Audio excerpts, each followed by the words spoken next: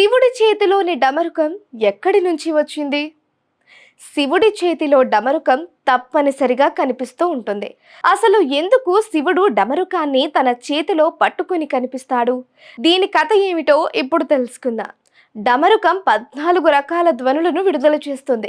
అసలు ఎందుకు శివుడు డమరుకం చేతబట్టుకుని ఉంటాడు అంటే లోక కళ్యాణం కోసమని చెబుతారు.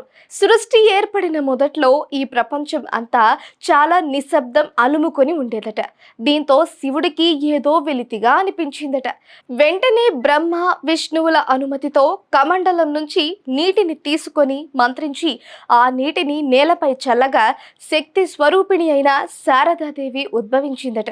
శారదాదేవి 4 భుజములతో చతుర్భుజిగా ఉద్భవించింది.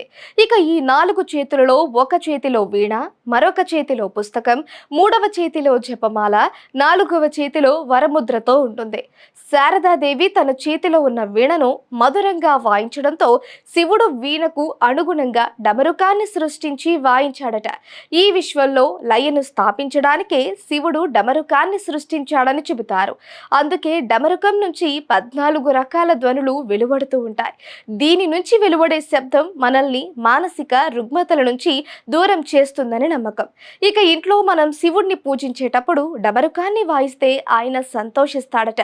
తద్వారా నెగిటివ్ ఎనర్జీ పోవడంతో పాటు ఇంట్లో ఆరోగ్యకరమైన వాతావరణం పెంపొందుతుందట.